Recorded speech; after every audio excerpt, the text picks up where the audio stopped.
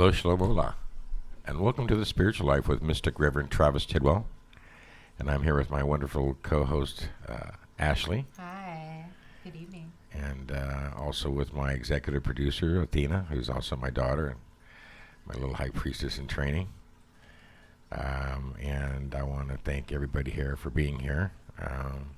And as always, we thank the Lord God Yahweh and the Holy and Divine Spirit who always sponsors what we do. With the God Hermes Mercurius Trismegistus, who's my personal guide. And all the guides here who belong to Ashley as well as Athena, who are here on the journey with us. Yeah, Ariel's in the house for sure, big time. And Athena's got Raphael with her. Wow, it's been a while since we did a podcast. Is that true? No, we did one last week. Oh, darn it. I know, it feels like a long time. Yeah, it seems like a long time for some reason. Wow. Yeah. And I just want to welcome everybody who might be here on Spotify or iTunes or some other channel, as well as everybody out there on YouTube. We want to thank you for subscribing. Yes. Because it's all about subscribe, baby. And like, by the way. No, we've, I know last week, like, you got a decent amount of people that subscribed, and we got a few more people thereafter, so I'm really excited about the people that are finding your goodies out there on the internet. Yeah, I've gotten some very positive feedback about us and it's true. And the content that we're sharing. You have people in Nebraska watching. Yeah, for sure. No, I honor that so much, and I can again only thank the divine source with us, who again is sponsoring everything, powered by Sacred Dragon, Yeah. And it's all about that West Coast magic in the house. It's the ghetto prophet. I am the ghetto prophet, but no, we're always representing West Coast here because we live in the West Coast. My God, we live in the beautiful Southern California. Yes, I mean, I was just telling you the other day, every single time I travel and then I come back, I'm always more thankful for San Diego. Yeah. Like, as I get older. Yeah.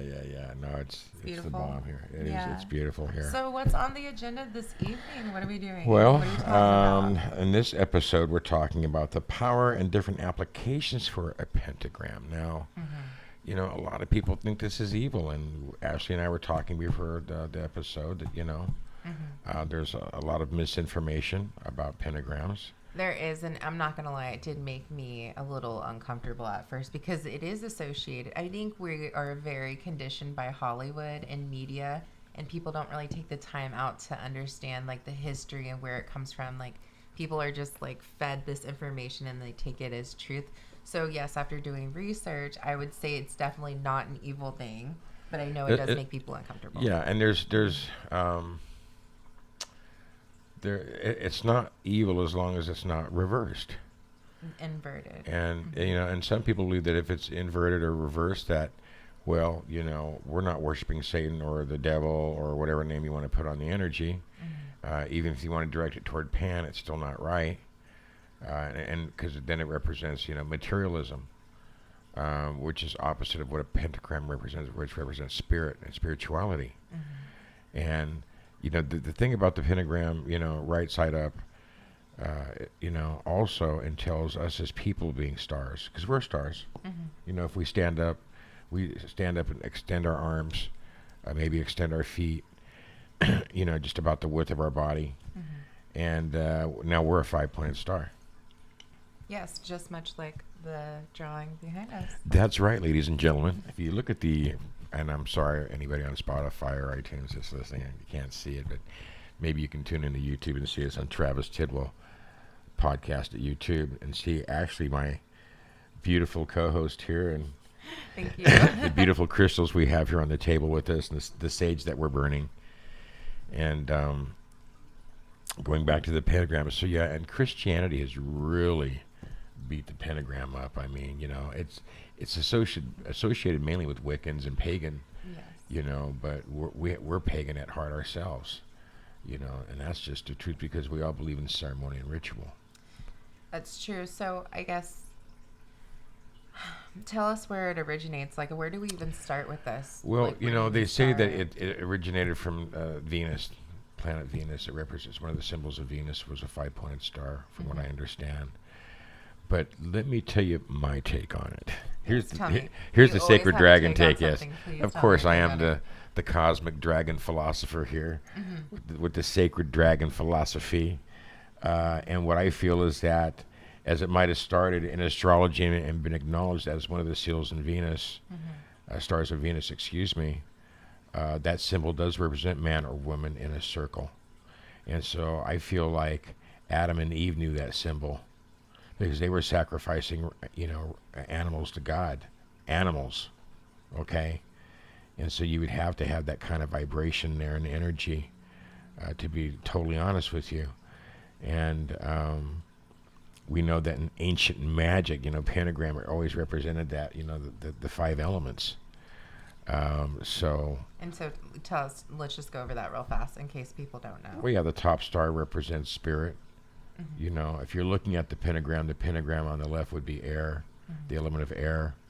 The pentagram on the right, the pentagram point on the right would be water. The point on the right, down, left on the pentagram is going to be fire. Yes. And then the other point is going to be earth. So now we have the five elements. Now Christianity, it doesn't believe in the five elements, and they don't even promote usually zodiac or horoscope or astrology or astronomy. It's considered divination, I'm sure. But that is the truth, that these elements represent us because we all have these elements in our body. You can't say you don't believe in astrology, but you're going to say, okay, this is my birthday. Where does your birthday come from? Astrology. I mean, that's very true. It's very, very true. I'm back to the Mayans. Like, they used everything with the stars. The cosmology is just... Yes. No, absolutely phenomenal. It's so... Darn it, I wish I would have brought the pyramid you got me now on TV. Well, maybe on another show. Week. Yeah. But no, you're right. In fact, all cultures with true antiquity, excuse me, have some kind of a five-pointed star connection. Yes. Now, there's even a story of Jesus going to the desert and putting himself in a circle. He probably laid out like a five-pointed star saying, okay, baby, Okay. So I'm sure a lot of people haven't heard this story before, and I don't even know if I've heard it. So you said that Jesus went out and put himself in a circle. Yeah. So, and let me ask you, because I don't know this. Yeah. Was that in the Bible or? It's written in the New Testament because obviously he doesn't exist in the Old Testament. I love Jesus as my brother, obviously, for master teacher and healer and compassion and love. But yeah, there's a story where he went out to the desert, for 30 days, 40 days, whatever it was, and put himself in a circle. And every time I heard that story before, he was fasting and going through all this stuff, and the devil, I guess, appeared to him right outside that circle, and said if he was to, worship him, that he would give him all the riches of the earth. You know what I'm saying? Yeah. And Jesus said, more or less, no thank you. You know what I'm saying? Yeah, of course. My father's Yahweh, blah, blah, blah. That's the story. But yeah, the five-pointed star for sure is something important for every American in this country. Anybody spiritual to be working with for sure. It doesn't have to be a six-pointed star all the time. It doesn't. I love the Star of David. We trace the Star of David. I live with the Star of David daily. But the pentagram has to be acknowledged. And that is the truth. And I used to wear a pentagram on this finger all the time, and I used to wear a six-pointed star on my left forefinger all the time. To have those two powers and energies and ritual and whatever I was doing. But tattoos sound better. But anyway, so... Don't get me started. I was talking to him prior to the show about if he really wants to do this, so I might want to consider. But no, I understand. I mean, people conjure their energies up from source, as long as it's within the divine light. I feel like, however you do that, as long as it's within the highest vibration, and as long as the pentagram's right set up, you're safe to work with. Yeah, exactly. It would be like putting yourself upside down on a circle. Honestly, it would be like taking a cross, like a Catholic cross or a Catholic crucifix, and hang it upside down in your house or wear it upside down. That's going to be satanic. Everybody knows that. Yes, it's like the goat horns kind of down and inverted, much like the... Yeah. And I'm really not into good and evil like I used to be growing up spiritually. I kind of always feel like I'm beyond good and evil, but in real life there is dark energies.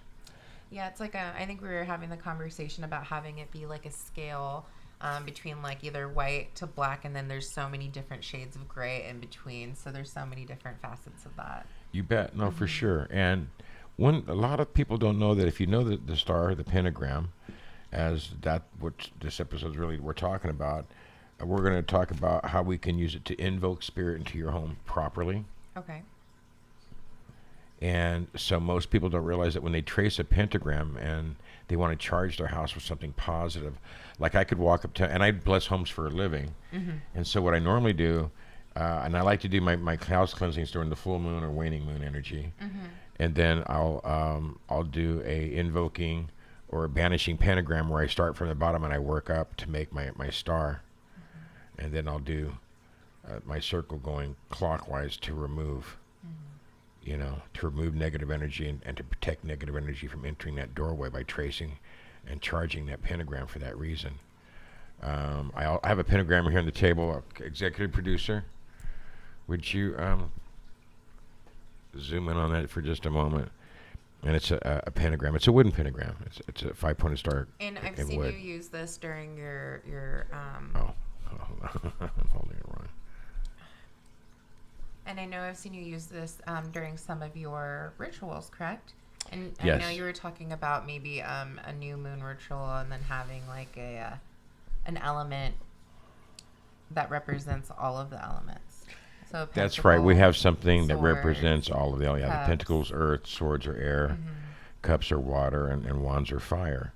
And so, yeah, on all my altars, when we do ceremony for sure, I have the 4 elements. And it was in it was in Tarot Magic, Part 1, Episode 46, where we shared with people that you could take the Ace of Pentacles out of your tarot deck and put on the altar to represent Earth, which is very powerful.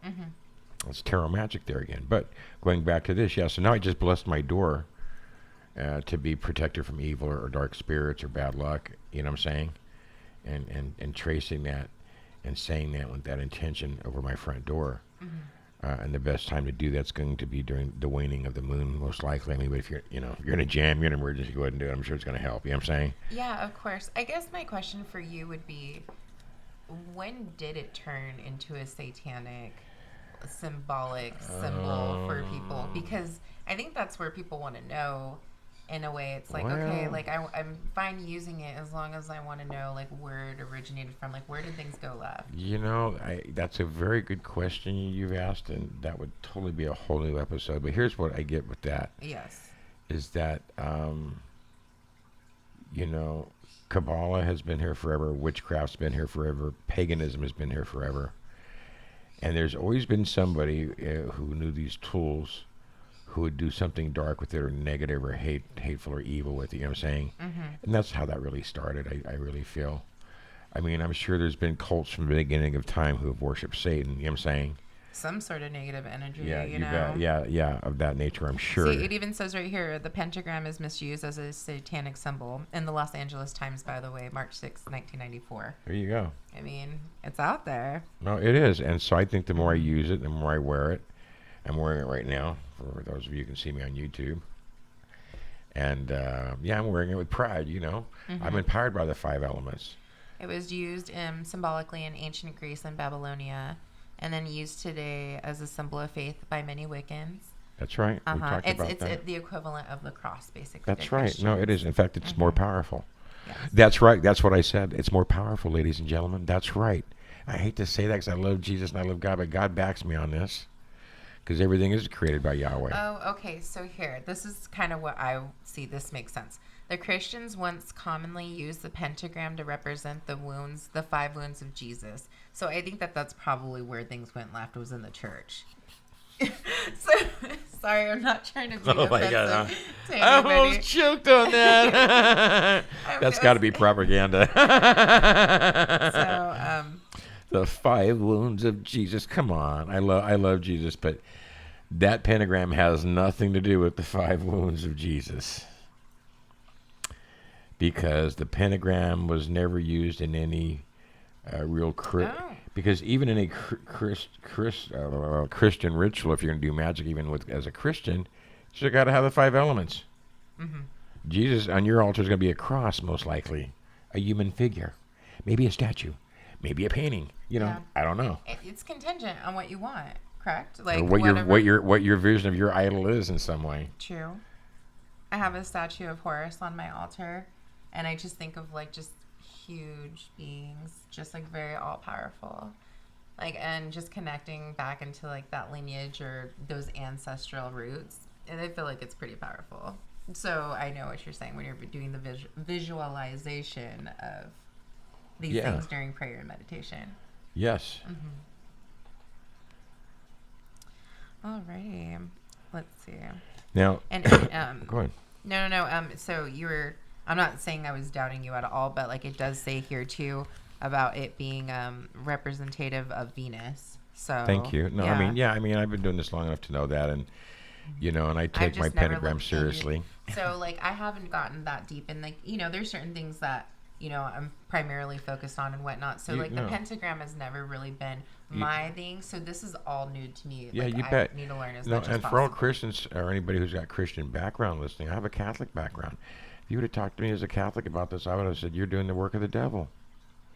First time I told you about dragon's blood, you're doing the work of the devil. I mean, it was all about the way I was programmed. And then once you become educated and you let that ignorance go, and those judgments go, things kind of change. I mean, you can't, and even anything like, I do love the God Pan. I honor him. I think he's my uncle, if I consider Hermes my father. I mean, that'd be kind of like the lineage going on here for me.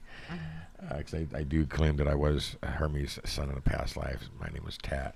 They're also tying this into King Solomon as well. Oh, yeah, for sure. That's right. Solomon used the 5-pointed star. So did Moses. All the prophets who did magic. So, but I feel like I'm glad you're talking about this, because people praise King Solomon and then not really understanding what Solomon was really all about. Yeah, he's one of my favorite heroes. So yeah, and really I know you really are into him, and I never learned the capacity of his like magnitude of just awesomeness until I started studying under Travis, basically. Yeah. But would that change your mind? Anybody that is of the church that may be watching, I'm really curious about this. Does it change your mind to know that this individual that you held on such a high standard, like, are you now knowing that he used this in practice, because he did, and I know he has? So it's kind of like, does that diminish? Does that tarnish your image of him? Are you going to falsify that? Are you going to say that that's incorrect? Yeah, and there's also a rumor about Solomon, by the way, ladies and gentlemen, that he lost his honor and love with God, and God banished him, or he disappeared. I think what they said, a woman took him, enticed him, and he gave up everything, or he started worshiping another god, which I totally thought that would be the truth at all, because Solomon was so blessed and he loved Yahweh, the Lord God, so much. All the Psalms and Proverbs, I mean, that's just too much for me. But yeah, there's a lot of questions about, but yeah, Solomon did write Psalms and Proverbs. So for those of you who are Christian, hopefully Ashley made a good point for you guys out there, if you're listening. I'm definitely not trying to be disrespectful in any way, shape, or form. I genuinely would like to know, like, does that tarnish your image of an individual knowing that he does something that your religion preaches against? Yeah, well, I mean, but if you're Christ-like and you're a Christian and you're Christ-like, then that ain't going to matter. You're not going to be judgmental about it. You're going to go with the flow. Yeah, I mean, it's easy to go with the flow. Just stay in your lane. Thank God we're in the Aquarian age now. Yeah, for sure. And so now let's talk about charging a pentagram in your home. Yes, by moonlight. That would be my first thought. Yeah. A lot of times what I'll do is I'll take a stick of incense and I'll light it and bless the spirit of the incense. Usually it's a money incense or something that will attract money. Do you need help? No, I got it. Thank you. And I'll walk to my front door, open it up, and I'll do an invoking pentagram, which means I'm starting from the top of the star and I'm coming down, and then making my other points and then coming back up, and then going counterclockwise to bring it to me, to bring it into me. That's how I do that. Yeah. Okay. And so I would take the incense and I would make that, and I would say at the same time I'm drawing or tracing, I charge my house and myself with lots of money, success, and good fortune. Or I charge my house and myself and my family with love and protection. You know, I mean, you can throw, even though it's an invoking, but you're going to want to do it with love, harmony, good things, because you would do the banishing where you're starting at the bottom, going up with your points, and then going clockwise. You're saying, well, I want to remove all negative spirits, protect my home. You know, that's how that's going to happen. But the invoking is where you're charging your house. I charge this house with success and prosperity.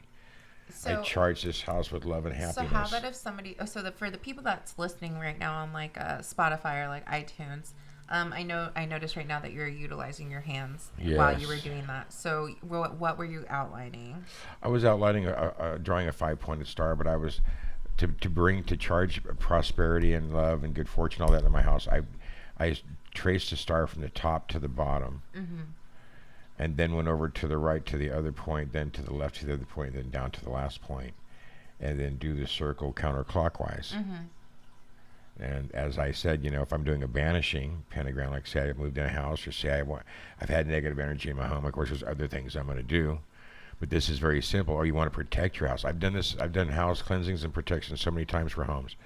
So you go to the front door and you do that star. You start at the bottom with your star and you go up to the point. You come down to your right and make that point, and you're going to go to your left, make a point, go to your right, make a point, come down to that left point that was created already, and then you go clockwise to remove, to get rid of it, and you're going to trace it that way. And hopefully you've made a prayer before you've done this. Put yourself in a special state of mind, so to speak. We put the lemniscate above our head, align our chakras. We do everything before we do things like that, so we know that we're putting the maximum energy out there to do and move the energy that we need to have there for ourselves. Excuse me. So that's part of it. And so if you got bad luck in your home, you've had bad spirits in your house, in your bedroom, you feel like you're being psychically attacked, you can just close your eyes and trace those pentagrams, that banishing pentagram, to keep yourself protected. I love pentagrams for that reason. I can wear a pentagram if a bad spirit sees it, and they'll leave. And I would like to also piggyback off of what you're saying, because for people that are thinking, oh, like there's never any bad entities in my home, let me tell you this: if one person steps into your house, you have no idea the like legions. You have no idea who they brought in with them. And it might not be even one or two. It could be a myriad of negative crap. And then after they leave, that shit lingers. It might have liked something. It might have liked your child. Like, you know what I mean? Like, you never know. It might have liked the pet. Yeah. Let me tell you a quick story. I read pictures for a living, and I saw this lady standing in somebody's kitchen, and behind her in the kitchen window, I saw a dark spirit. Looked like an evil clown almost. It was negative. It was dark. No, don't say that. It's crazy to me how they manifest into the most nastiest and so I got the feeling that this lady, once she was at this house and went to this place, and she had bad luck, and I felt like it followed her home. And so I told her, I goes, to the people's house that you were at and took this picture, they were married? And she goes, yeah. I go, they got divorced right after this or separated? She goes, yeah. I go, and since you left that house and took that picture, I go, you feel like you've had bad luck, and this thing there's this negative energy around you. And she goes, yeah. I go, it followed you home, and I showed her the face in the picture and everything. Yeah, I know. Isn't there like an old Japanese kind of like folklore about taking people's pictures and taking the soul? Well, there have been there's African tribes. There's been a lot of Native Americans that don't want their pictures taken. I know from being a ceremonial magician that if I have a Polaroid of you, that's not good. No, I'm kidding. Now, yeah, pictures can be used in magic against you. Polaroids are very powerful. But an ordinary picture can be used to identify you in a ceremony, a ritual of some sort. I know that for many years, growing up with my oldest son, I would always have him in a bowl, special bowl, which was a circle, and his picture in it. With different herbs and stones in there that represent protection for him. Yes. So yeah, pictures have power. Yeah, absolutely. You know. I absolutely agree with you. And if you feel like you're being attacked, you know, you can take a picture, do that banishing pentagram on it right over your face with a marker, go in that clockwise direction with your circle, and you know, keep yourself protected. That's very powerful magic. You know? I absolutely agree. You know, and But it's like you don't even. I don't think normal. Not even to say normal people, but like that stuff. Sometimes people just don't want to mess with. Yeah, no, and you can walk into the center of your living room and say, okay, as you're doing that banishing pentagram, you know, as you're tracing upwards from the bottom, as we said before, you're going to say, I remove and keep all negative spirits and energies out of my house. And then, whew, they're gone. You know? Yes. Of course, some good dragon's blood will help with that. Sage, eucalyptus oil. I love eucalyptus. It always smells amazing. But we're getting a cue from our executive producer. Our time is running out, ladies and gentlemen. Well, thank you for sharing about the pentagram because I think that was pretty informative. I think people need I wanted to get that that off my chest, so to speak. You know, I'm wearing one right now. Before he gets his tattoo people, he's just like, let me tell you. But yeah, I also want to tell you that I do have an album on Spotify, iTunes called "Time Has Come" by Travis Tidwell. Yes. You can contact me here at podcast at Travis Tidwell Podcast, at YouTube, or Travis Tidwell Podcast at gmail.com. You can also get a hold of my lovely co-host here, Ashley, at the Pisces Life Coach on Instagram. But also, too, you guys can comment in the box below, hit subscribe, like it. Please. You know, thank you for the people that have been following. And yes, thank you so much for the new subscribers. And we love you. I really do. And I want you the best for you in your lives. And also check out my 007 series for my predictions for the government and the parties and all this other stuff going on. And I know the most recent one was just a teeny bit like later, like Meghan Markle might not still be a thing anymore, but in the future you wanted to do another celebrity we will do a celebrity thing. We got that Yes. posted up there. There'll be some good stuff like that coming for sure. I do love making predictions. Yeah, it was pretty exciting. Yeah, but I do love empowering everybody with information. That's what the spiritual life's all about. Also, I just want to remind you, you can go to my website, travistidwell.us, and check me out, check my organization out, check what's happening. And if you want to get a consultation with me, you can do that. You say US dot .us. What? TravisTidwell.us. .us. Okay. You can also go to TravisTidwellPsychic.com, but that just seems so long. So I've been putting the TravisTidwell.us, for contacting me. And it's really nice. It's really nice. But really, I'm grateful. I'm hoping that as we're sharing spirit, we're entertaining. I know I have a good voice. I'm not trying to brag, but people tell me that. But she's got a great voice, and she got the whole package going with it, guys. But anyway, so thank you, Athena. Thank you, Ashley, for being here for this episode. As always. I love you guys. I love you guys out there on YouTube and Spotify and iTunes, and I can only hope and pray that what we've shared with you would be a blessing, a benefit, and a service. God bless you, your family, your happiness, your pets, your friends. So be it. So be it. Time has come to be a